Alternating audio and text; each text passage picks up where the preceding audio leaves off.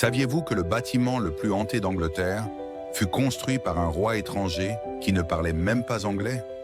La Tour de Londres, cette forteresse sinistre sur les rives de la Tamise, fut érigée en 1078 par Guillaume le Conquérant, un Normand désireux d'intimider les Londoniens récemment conquis. Ce qui commença comme une simple tour carrée en bois devint au fil des siècles un complexe imposant de 22 tours.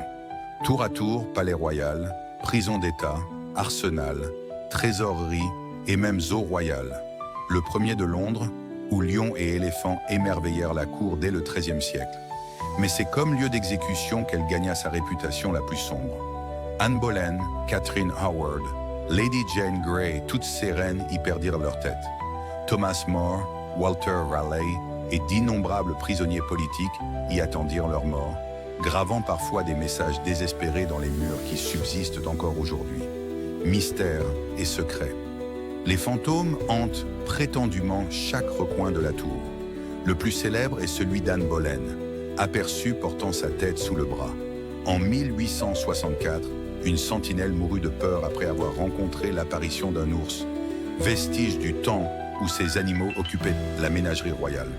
La disparition des princes de la Tour en 1483, Édouard V et son frère Richard, enfermés par leur oncle Richard III, reste l'un des plus grands mystères criminels de l'histoire britannique.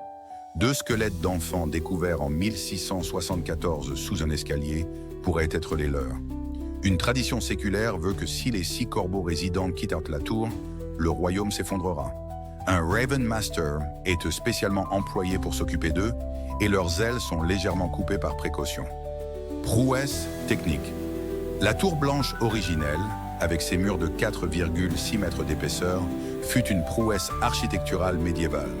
Son système de douves, ponts-levis et passages secrets formait un labyrinthe défensif impénétrable. Les ingénieux mécanismes de la salle de torture, dont le tristement célèbre Scavenger's Daughter, qui comprimait lentement le corps, témoignent d'une macabre ingéniosité. Dans ces murs de pierre silencieux repose l'âme même de l'Angleterre glorieuse et terrible, royale et sanglante, gardienne de trésors et de secrets qui ne seront jamais tous révélés